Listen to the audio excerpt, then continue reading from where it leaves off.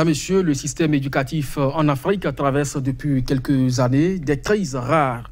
Aux contestations donc nées de l'instauration en 2007 du système licence master doctorat se sont ajoutées les revendications des enseignants en vue d'une bonne condition de travail. Des facteurs spécifiques à chaque État, mais qui plombent en définitive le travail d'ensemble. En effet, depuis 1968, certains États, aujourd'hui 19, se sont mis en place un creuset dénommé CABES, le Conseil africain et malgache pour l'enseignement supérieur. Entre autres missions, le CABES doit concevoir et promouvoir la concertation en vue de coordonner les systèmes d'enseignement supérieur et de recherche afin d'harmoniser les programmes et les niveaux de recrutement dans les différents établissements d'enseignement supérieur et de recherche, favoriser également la coopération entre les différentes institutions ainsi que les échanges d'informations. En dehors donc de ces missions, à quoi sert le Conseil africain et malgache pour l'enseignement supérieur depuis quelques années avec les grèves perlées? Où en sommes-nous avec l'harmonisation des curricula de formation? Quelle réponse propose l'institution face donc à la question de l'adéquation formation-emploi? Mesdames, Messieurs, Afrique CABES, quel défi pour l'enseignement supérieur face donc aux crises? C'est autour de ce thème que nous allons discuter. Nous, c'est bien sûr Kodjovia Metonou, c'est aussi Johannes Toanou. Bonjour. Bonjour, amis téléspectateurs, bonjour. Voilà, donc c'est avec Johannes Toanou que nous allons co-animer cette émission. Et là-dessus, nous recevons pour vous la première personnalité du CAMES que je laisse donc Johannes Toanou présenter. Professeur Bertrand Mbati, bonjour. Bonjour. Comme le disait Kodjovia Metonou dans son introduction, vous êtes le secrétaire général du CAMES. C'est un plaisir de vous avoir sur ce plateau. Professeur Mbati, depuis 2011, au terme de la 28e session du CAMES, vous avez été élu secrétaire général en remplacement du professeur Mamadou Moustapha Sall, à part reconnaître les diplômes et s'assurer de la qualité des écoles privées. Et c'est quoi le CAMES? Merci d'abord de m'avoir invité pour échanger autour du CAMES. Le CAMES, comme vous l'avez bien dit, c'est le Conseil africain et malgache pour l'enseignement supérieur. Le CAMES, pour résumer ses missions, a pour objet d'assurer l'assurance qualité au niveau de son espace et également d'être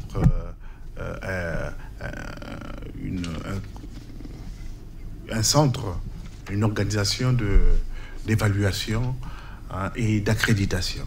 Donc, les missions du CAMES tournent autour de cela. Lorsque vous dites que le CAMES...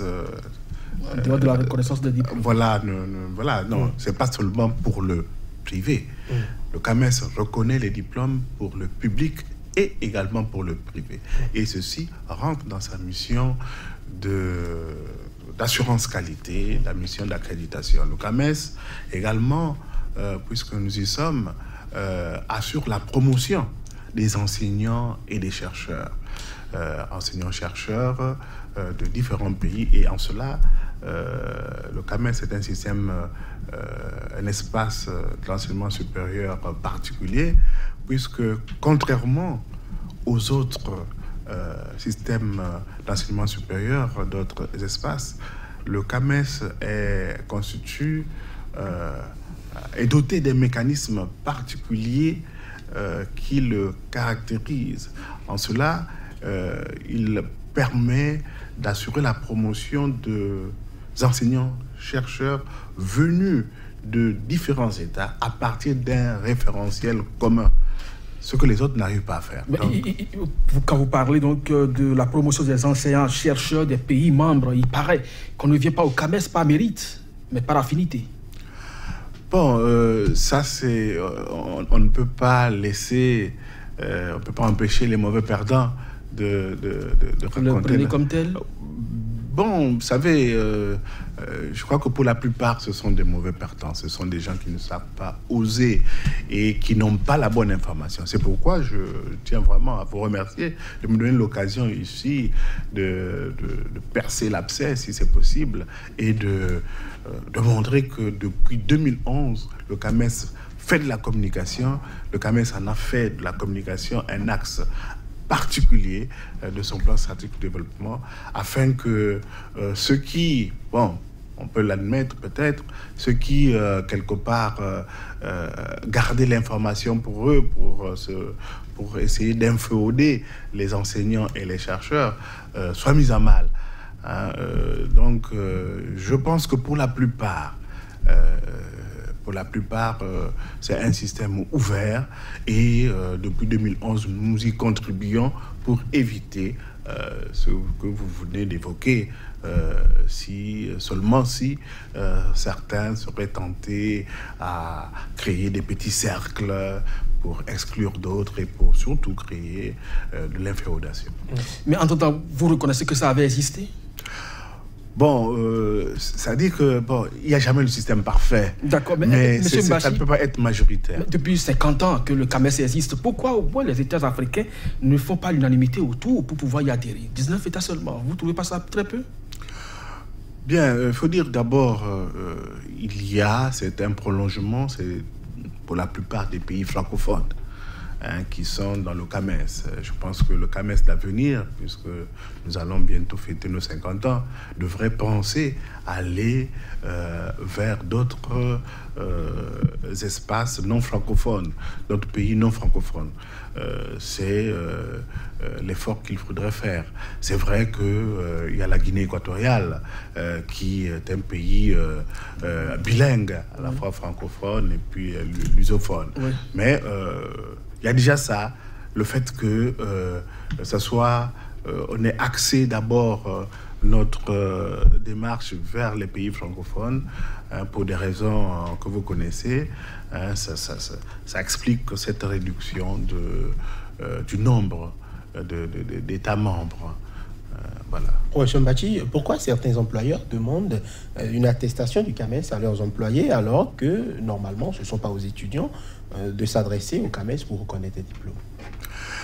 Bien, alors je pense que nous avons mis en place un système qui malheureusement ne fonctionne pas bien en termes d'exécution pour nous, et c'était aussi dans l'intérêt des établissements publics et privés qui doivent faire venir reconnaître leur diplôme au niveau du CAMES. On leur demandait que leur diplôme, en fait, qu'ils puissent demander au terme de la reconnaissance, qu'ils puissent demander pour l'ensemble de leurs étudiants, qu'ils puissent demander une attestation de reconnaissance. Bon, ça se trouve qu'ils ne le font pas pour des raisons, je suppose, économiques, alors que ça devrait normalement les protéger pour éviter quelques dérives. Donc, ça se trouve que nous sommes obligés de répondre au coup par coup à la demande des étudiants eux-mêmes. Mais l'idéal aurait été que ce soit les chefs d'établissement qui nous envoient les PV d'admission, et sur cette base, nous délivrons les attestations de reconnaissance. On gagnerait plus en qualité. Justement, dans cette même veine, est-ce que vous descendez sur le terrain pour vous assurer de l'existence réelle de ces établissements dont vous reconnaissez quand même les diplômes? Oui, nous avons toute une procédure qui est assez huilée. Alors, cette procédure consiste en fait en un partenariat avec le pays. Le CAMES ne reconnaît pas à partir de rien. Le CAMES reconnaît un diplôme qui est déjà reconnu dans le pays.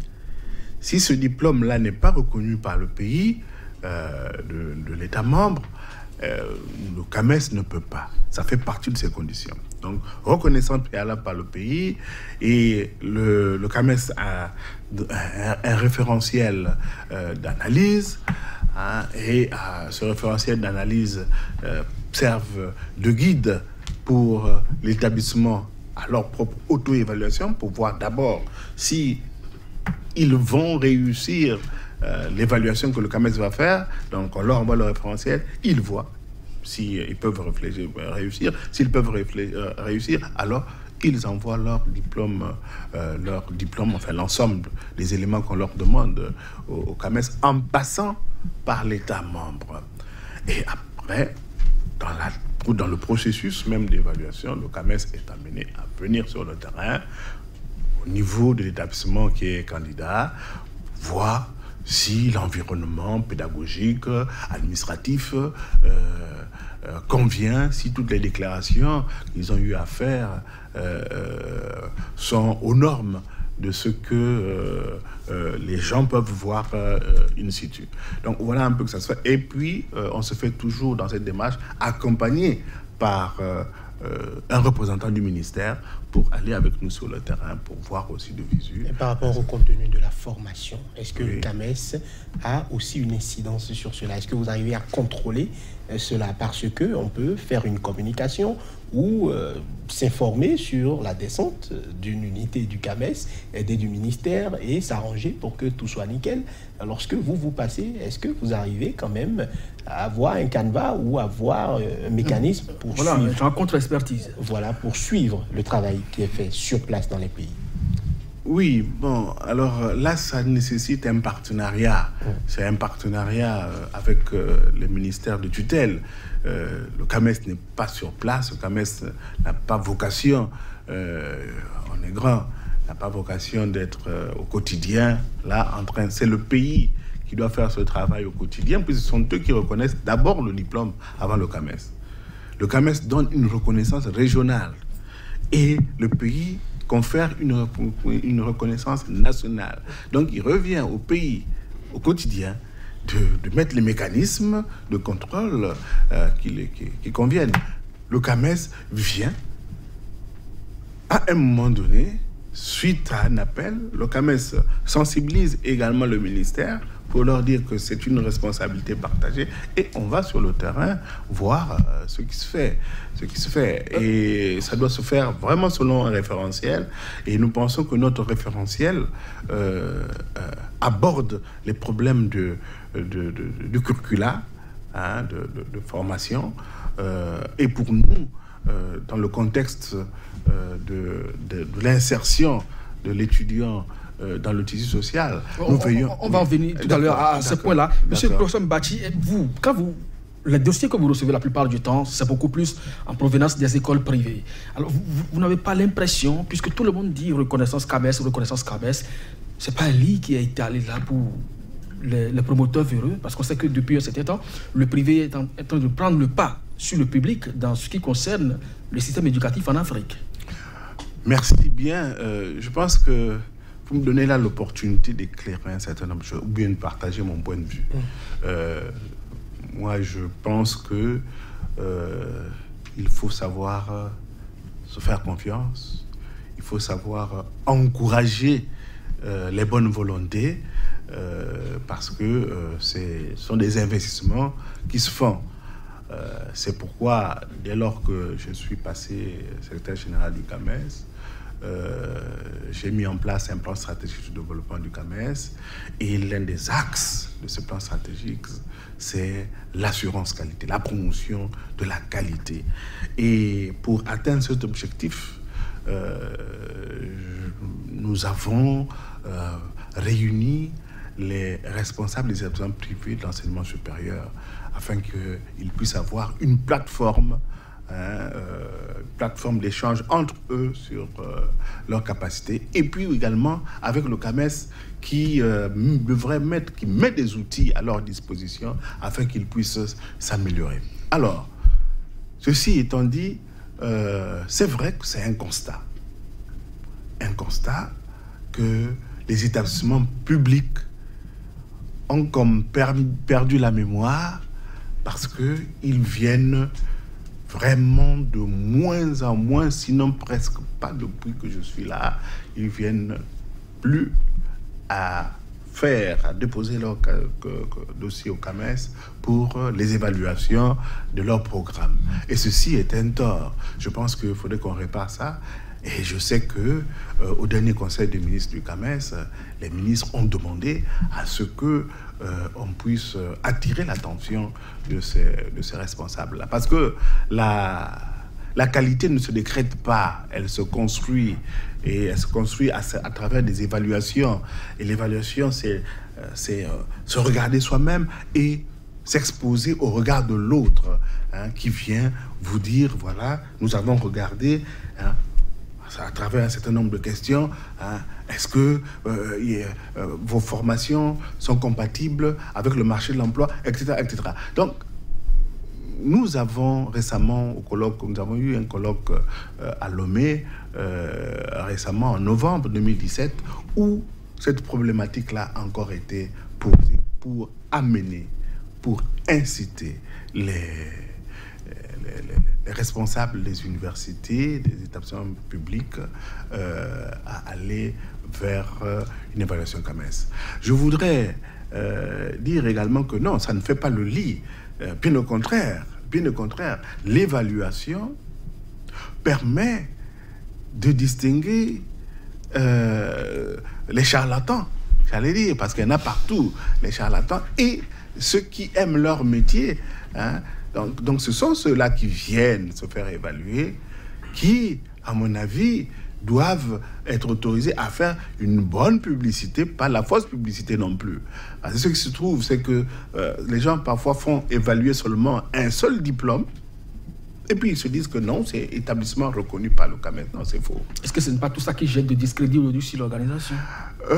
Sur l'organisation, pas sur le CAMES. La marque CAMES, elle est là. Vous savez, vous pouvez avoir quelqu'un dans une famille, vous pouvez avoir quelqu'un qui triche, mais c'est pas toute la famille qui triche, hein. Non, je pense que nous devons, en fait, demander, nous, peut-être, qu'est-ce que nous allons faire pour pouvoir endiguer tout ça ou accompagner tout ça. Non, il va falloir que nous donnons de manière exemplaire des leçons à ceux-là qui font des fausses déclarations en les poursuivant carrément. Malheureusement, on ne fera pas de spéculation ici, parce qu'il y a des États où, aujourd'hui, l'État central, le ministère de l'Enseignement supérieur, a évalué des établissements qu'il a été obligé de fermer parce que ne remplissant pas des conditions d'implantation, d'extension et même d'une certaine manière d'augmentation de groupes pédagogiques, de création de groupes pédagogiques. Mais malheureusement, ce fut le cas. Johannes Toanou, ça avait une préoccupation. Olivier Metonnou, professeur Bertrand Badji, pour ce qui est des diplômes universitaires,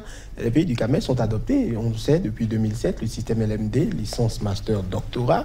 Donc, en principe, on peut aller étudier dans un des pays membres sans faire des démarches particulières, mais on a l'impression que cette mayonnaise-là ne prend toujours pas ou n'a pas suffisamment pris. Qu'est-ce qui pourrait l'expliquer, selon vous? Bien, je voudrais, avant de passer à votre préoccupation, dire par rapport à ce que disait le collègue, votre collègue, que je suis persuadé que les établissements que l'État a eu à fermer à raison, hein, n'ont pas de diplôme accrédité par le CAMES. Et c'est ça, ceci devrait nous rassurer et nous dire que nous travaillons donc en bonne intelligence avec l'État béninois. Maintenant, par rapport à votre question, vous savez, le LMD a réussi ailleurs. Mais pas partout. Laissez-moi parler, après vous allez revenir. Allez-y. Voilà, nous donnez l'opportunité d'éclairer. Pour moi, le LMD est une stratégie, devrait être une stratégie de développement pour chaque pays. Le LMD a marché dans les systèmes les meilleurs actuellement au monde. Prenez les pays d'Afrique du Nord, les pays d'Amérique du Nord. C'est le LMD qui prévaut là-bas. Hein, prenez l'Afrique du Sud, c'est le LMD. Alors pourquoi dans la zone francophone ça ne marche pas? Il faut se poser la question. Donc, il doit avoir un problème d'adaptation, un problème de vision. Le CAMES, en accompagnant les États, ce sont les États qui ont pris la décision de... Voilà. Parce que il y avait un problème de chômage, il fallait répondre au problème du chômage. Il y avait un problème d'effectifs, il fallait répondre à ce problème. Donc, ils ont trouvé qu'il fallait rentrer dans le système LMD. Et puis, parce que au niveau européen, puisque nous sommes beaucoup rattachés au niveau européen, notamment à la France, il y avait également ce changement-là. Bon, alors le CAMES a mis à la disposition de l'espace un outil. On a mis un outil, on a sorti un pamphlet qui montre exactement comment il faut procéder. Le canevas. Voilà, le canevas. Et ce canevas disait, de mémoire, disait qu'il fallait changer la manière d'enseigner, la manière d'apprendre, la manière également de constituer le parcours pédagogique. Or, qu'est-ce qu'on a noté? C'est une mauvaise adaptation. De la part de qui? Bon, parce qu'il y a des préalables qui n'ont pas été quand même respectés. Lorsque vous prenez aujourd'hui les infrastructures universitaires dans nos pays, c'est des amphis 1000, alors que dans les préalables quand même des LMD, il faut 25 étudiants en face d'un professeur. Vous avez évoqué également l'aspect effectif. Vous savez que beaucoup de jeunes aujourd'hui ont leur baccalauréat, mais ils doivent aller à l'enseignement supérieur. Mais qu'est-ce qu'il faut faire? Oui, ce qu'il faut faire, c'est... Ces préalables n'ont pas été respectés avant que vous n'enclenchez le processus. Voilà, en fait, il y a les textes juridiques. Il y a effectivement l'infrastructure également qui doit être revue. Mais je voudrais dire qu'au niveau des textes juridiques, par exemple, on devrait être ferme en disant qu'on a le L, le M et le D. Chaque niveau conduit à une compétence. Voilà, justement. Et ce n'est pas tout le monde qui doit aller au M. Ce n'est pas tout le monde qui doit aller au D. Et pour aller au M, il faut avoir un niveau élevé. Ainsi de suite. Par rapport au curricula de formation. Par rapport au curricula de formation, mais par rapport aussi à la prestation. C'est-à-dire que dans les autres pays, ici, on se rend compte que il faut... C'est vraiment la qualité. S'il faut aller au M, passer au M, avec un niveau, avec une moyenne de 14, mais il faut l'appliquer. C'est à chaque pays de voir, en fonction des ressources dont il dispose et en fonction des besoins dont il dispose. Parce que là, vous évoquez tout à l'heure l'aspect d'adaptation et en même temps la question du chômage. Est-ce que vous pensez que en reportant les mêmes curricula de formation que le système classique avait toujours utilisé et les séquencer maintenant pour en faire un niveau licence, master, doctorat, vous répondez toujours aux questions de l'emploi? Non, bien sûr. Et c'est malheureusement ce qui s'observe. C'est ce qui s'observe, mais c'est pas faute d'avoir accompagné, c'est pas faute d'avoir insulfé, aidé à ce qu'il y ait une autre vision. C'est ce que nous regrettons. Ce saut qui s'est fait dans l'inconnu, à la limite. Pas dans l'inconnu, mais sans maîtrise ou sans prise en compte des conseils qu'on a eu à donner. Le CAMES ne peut donc rien faire pour influer ou pour corriger ce tir-là, puisque vous dites que vous avez mis en place le schéma qui n'est visiblement pas respecté par les États, puisqu'on continue à voir des amphis pléthoriques d'enseignants pour plusieurs milliers d'apprenants, alors que cela ne devrait pas être le cas. Que peut aujourd'hui le CAMES pour changer cette donne-là? Bon, le CAMES, vous avez vu, c'est un conseil. C'est un conseil, les États sont autonomes. Les États prennent ce qu'ils semblent, ce qu'ils jugent en cohérence avec leur vision. Donc, on ne peut pas imposer quoi que ce soit. C'est comme un groupe d'experts. Nous accompagnons. Mais maintenant, les experts, vous savez, c'est pareil. Les experts, ils font des propositions. Mais lorsque on ne prend pas en compte les propositions, bon, ça pose un problème. Ce qu'il faudrait, c'est tout simplement... Il vous faut un organe coercitif? Bien, je crois que par exemple, au niveau de l'Afrique, au niveau de l'Afrique de l'Ouest, vous avez l'UEMOA. Donc l'UEMOA devient déjà beaucoup plus politique que le CAMES. L'UEMOA édicte des directives qui peuvent avoir un caractère beaucoup plus coercitif que ce que le CAMES peut proposer. Moi, je crois que il va falloir reprendre les choses en main. C'est pas une fatalité. La massification, il y a des éléments de réponse à cette massification. D'abord, il faut se dire que tout le monde n'est pas fait pour faire l'enseignement supérieur. Là aussi, quand on arrive en licence, on devait avoir un projet. On doit construire un projet professionnel. Je viens pour faire quoi? Pour devenir quoi? Par rapport au marché de l'emploi, etc., etc. Donc, il y a les États doivent aussi prendre leurs responsabilités et ne pas avoir peur de tout ce que des réactions qui pourraient subvenir. On doit encadrer cette massification. Et puis, il y a les nouvelles technologies de l'information qui devraient également permettre d'avoir des salles beaucoup plus aérées. Voilà. Oui, professeur Mbachi, quand déjà vous estimez qu'en année de licence, l'étudiant doit avoir un projet d'avenir, mais lorsqu'il n'y a pas une mesure d'accompagnement, un peu comme les systèmes d'orientation qui ne sont pas encore en place dans beaucoup d'États membres du CAMES, que vous savez très bien, est-ce que vous pensez que l'apprenant seul, dans son mur, peut rédiger son projet et être sûr que c'est ça son choix d'avenir? Écoutez, c'est pas faute d'en parler. Vous-même, vous dites que ça devait être comme ça. Bon, si vous le dites, à plus forte raison, nous, on doit aussi partager le même point de vue. Non, je crois que il y a du travail, et c'est pourquoi il y a du travail, et c'est pourquoi le CAMES a mis, pour accompagner l'assurance qualité, a mis en place des outils, et ces outils-là, parmi ces outils, on a mis en place des guides, d'élaborer des guides de mise en place des cellules institutionnelles d'assurance qualité, des guides de mise en place au niveau des ministères ou de manière autonome des agences ou des mécanismes d'assurance qualité. Ce sont ces structures-là qui,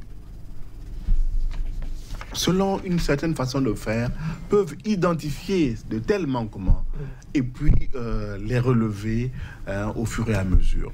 Donc, nous, notre rôle, c'est en tant que conseil de proposer, et c'est ce que nous faisons, et nous ne laisserons jamais de poursuivre dans cette voie. Professeur Mbachi, une rapide dernière question avant d'entamer, pourquoi pas les défis qui vous attendent. Dans certains cas, on peut vous demander une attestation du CAMES pour prouver que votre licence équivaut bien à celle du pays dans lequel vous voulez vous rendre. Est-ce que c'est quelque chose qui est normal, ou bien on devrait pas plutôt harmoniser déjà et ne pas créer des difficultés encore à l'apprenant qui souhaite, pourquoi pas, se déplacer dans des États membres? Oui, bon, je crois qu'il y a les deux. Je pense qu'il faut harmoniser. Et notamment en Afrique de l'Ouest, je parle de l'Afrique de l'Ouest parce que quand même à l'Afrique de l'Ouest, trois sous-ensembles, l'Afrique de l'Ouest, l'Afrique centrale et les Grands Lacs et l'océan Indien. Donc vous avez une structure qui marche bien, c'est le RESAO qui a reçu l'appui, c'est le réseau d'enseignement supérieur ouest-africain, voilà. Donc il marche très bien et il a reçu l'appui de l'UEMOA, les fonds de l'UEMOA pour élaborer des curricula qui facilitent donc la mobilité des apprenants, comme vous le dites. Mais ceci dit, il faut absolument qu'on demande également une attestation pour voir si là où vous avez reçu votre établissement, votre diplôme, il y a une formation de qualité. Parce que, bon, ce qui peut arriver, c'est que... parce que nous, quand nous allons pour évaluer, nous demandons le contexte même du recrutement. On demande quels sont les enseignants qui interviennent dans la formation. Vous voyez, tout ça, c'est pas vous qui reconnaissez les enseignants au niveau supérieur? Pardon? C'est pas vous qui reconnaissez les enseignants qui interviennent dans les établissements, là? Ah non, c'est pas nous qui les... C'est-à-dire que le promoteur, il est libre, ou l'enseignant est libre d'associer les enseignants de son choix. De son choix. Donc nous allons pour vérifier sur le terrain. Ça va être beaucoup plus au privé à ce niveau. Oui, ça c'est au niveau du privé. Ça c'est au niveau du privé. Maintenant, au niveau du public, c'est pareil. C'est pareil, nous on demande les grades. Parce que bon, pour nous, ne doit faire... Donc, tous les enseignants qui interviennent dans les universités publiques ne sont pas reconnus par le CAMES. Ils sont d'abord, tous les enseignants sont reconnus d'abord par leur pays, avant d'être reconnus par le CAMES. Après, ils demandent la reconnaissance régionale, pas nationale, régionale du CAMES. Et pour cela, ils font des dossiers, etc. Donc, lorsque nous avons les dossiers de candidature pour évaluer les diplômes, nous regardons les enseignants qui interviennent. Voilà. Les défis aujourd'hui pour 50 ans après. 50 ans après. Il faut dire que nous avons un bel outil d'intégration.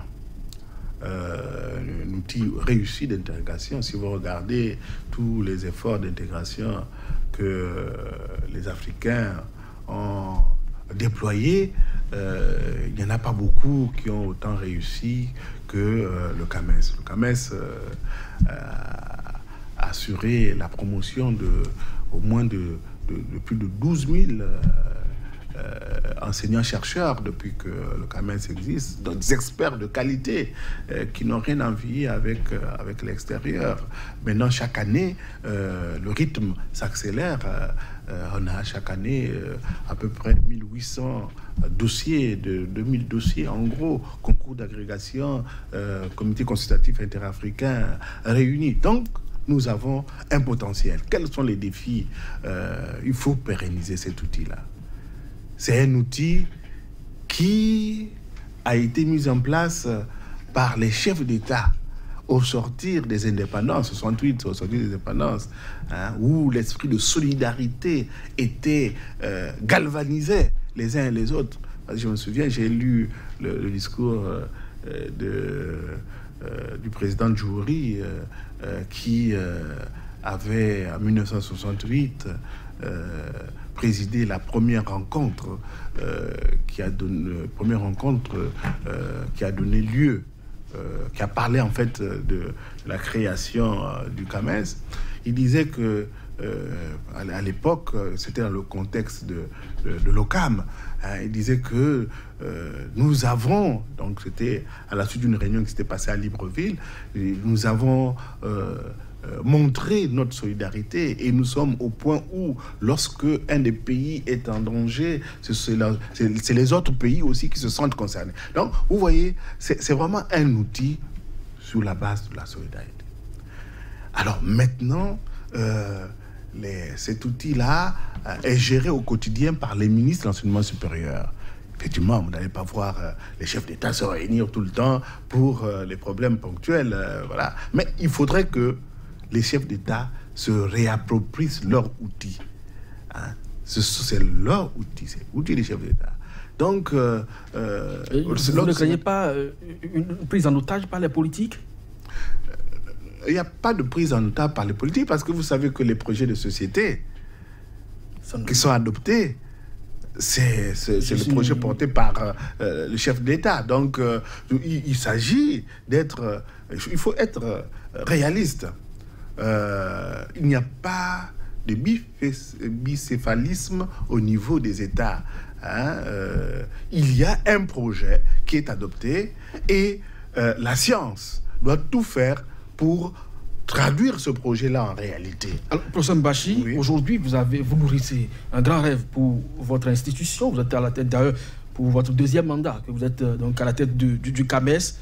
Quand vous prenez le Niger, le Tchad, le Gabon, tout dernièrement, la Côte d'Ivoire, le Bénin, autant de pays du CAMES, mais qui traversent des grèves perlées, aussi bien des grèves enclenchées par des étudiants d'une part, qui ont même assigné leur professeur au Niger, et ailleurs, c'est des enseignants qui sont en grève. Est-ce que vous pensez que, vos rêves seront réalité un jour?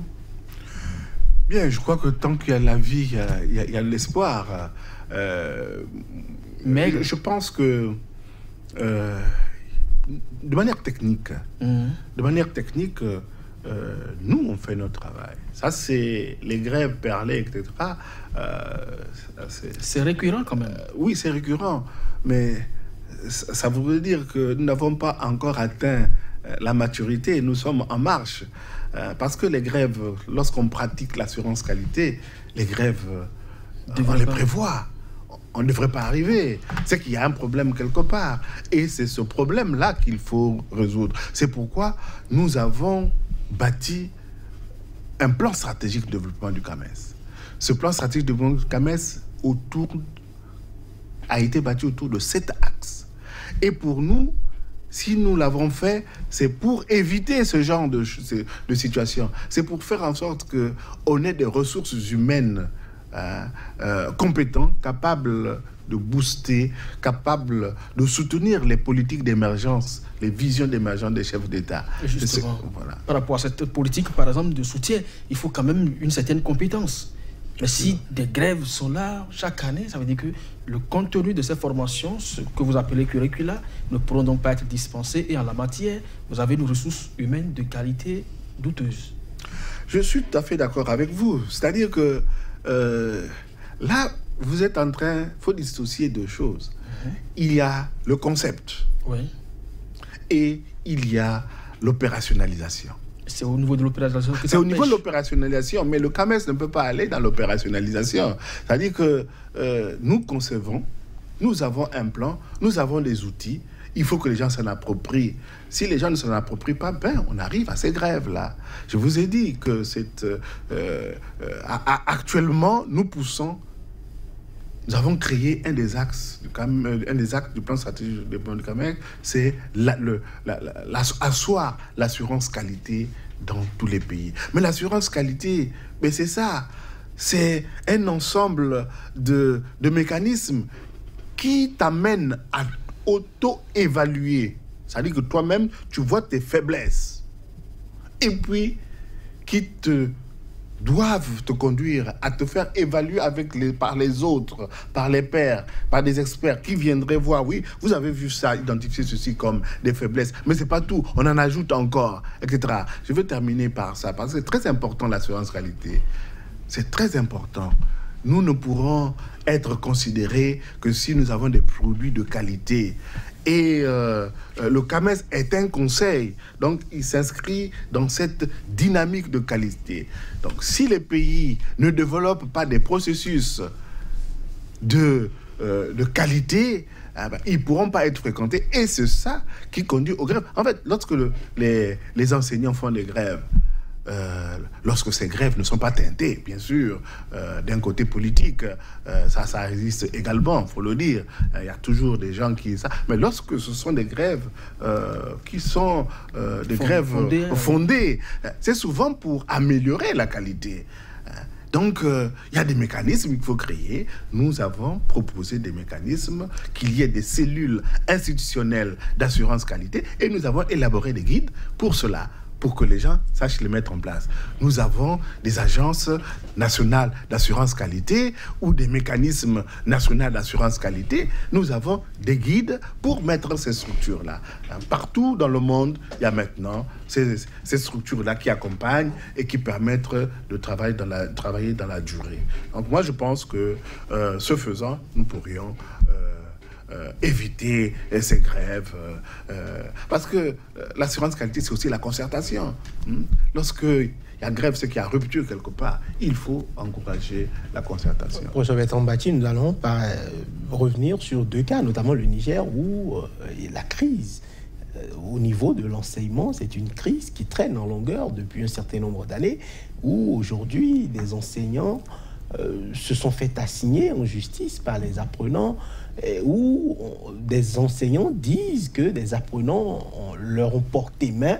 Au Bénin, on sait par exemple qu'à l'université aujourd'hui, il s'est paralysé parce que des étudiants estiment qu'on ne devrait pas les priver d'allocations, de bourses, d'études et consorts.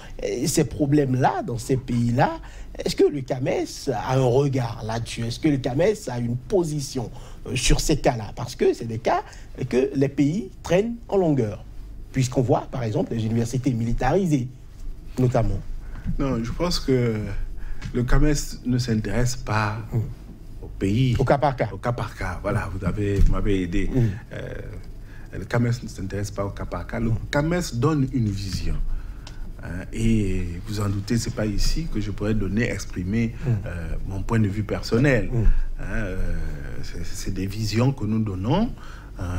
Et c'est connu. Maintenant, au-delà, c'est chaque État qui doit appliquer ces visions. Mais vous avez parlé du défi, peut-être que on doit envisager. Donc, je disais une réappropriation du CAMES par les États. Ça fait partie des contenus de 50 ans, la célébration de 50 ans. Voilà.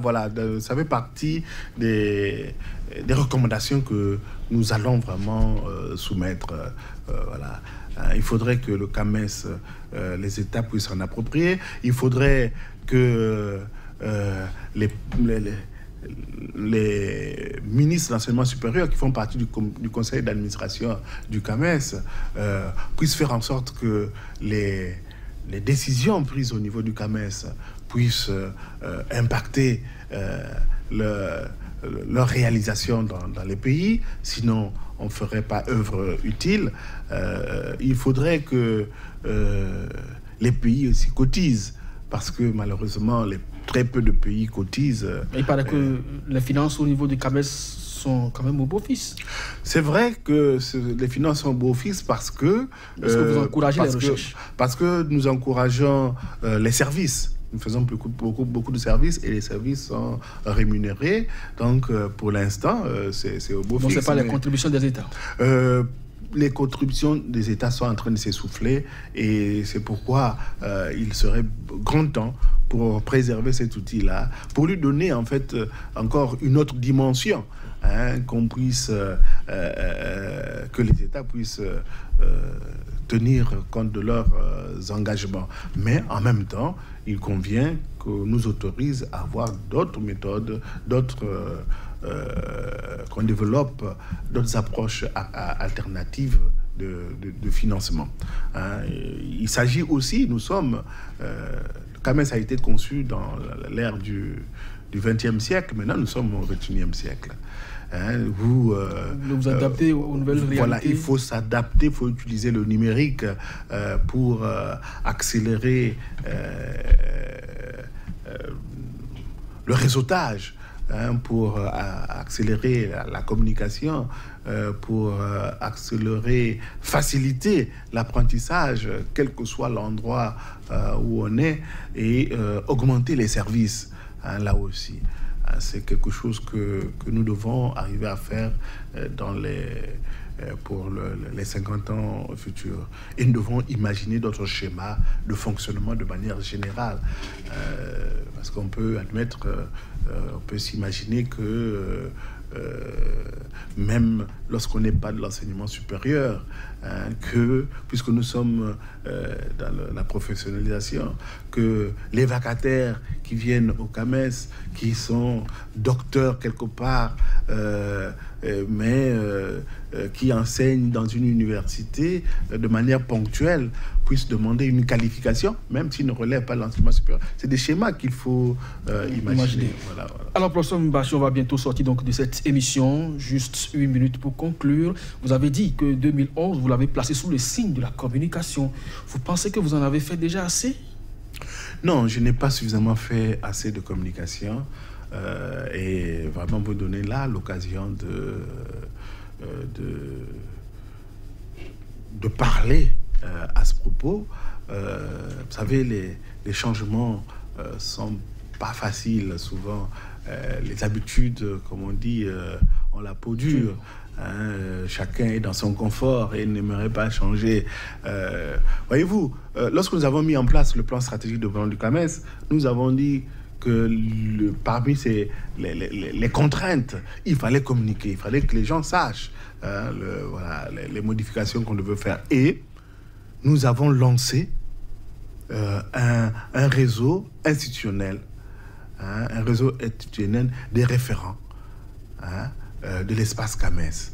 C'est-à-dire qu'au niveau des ministères, au niveau des institutions d'enseignement supérieur, hein, il nous enverrait des référents qui pourraient être dans ce réseau-là, hein, pour fluidifier l'information. Et même, nous allons même plus loin, ça va peut-être vous intéresser, nous allons également créer un réseau qu'on appelle Ramsès, un réseau qui s'adresse aux communicants. C'est-à-dire que ce ne sont pas des scientifiques, mais si par exemple au niveau de SICA TV, que je suis souvent, hein, si il y a un spécialiste qui parle de la science, eh bien, ce spécialiste-là pourrait faire partie de ce réseau de communicants CAMES pour s'approprier des informations et les diffuser, les vulgariser. Merci donc à vous, Joannes Toanou. On sort de cette émission. Juste un mot. Un plaisir de l'avoir conduit avec vous. Merci beaucoup à vous. Juste 30 secondes pour conclure, si vous avez encore quelque chose à dire. Dire que le CAMES aimerait, veut, a l'ambition de devenir un leader du développement, hein, à travers l'enseignement supérieur, la recherche et l'innovation. Le capital humain, c'est un facteur de développement et le CAMES y travaille. Mesdames, Messieurs, ce sera donc tout pour cette émission. Merci à vous de l'avoir suivi. C'était donc en compagnie du professeur Bertrand Mbachi, secrétaire général du CAMES. Joannes Toanou, merci également à vous pour votre participation, à chacun et à tous. C'était donc Ici et Ailleurs. À très bientôt.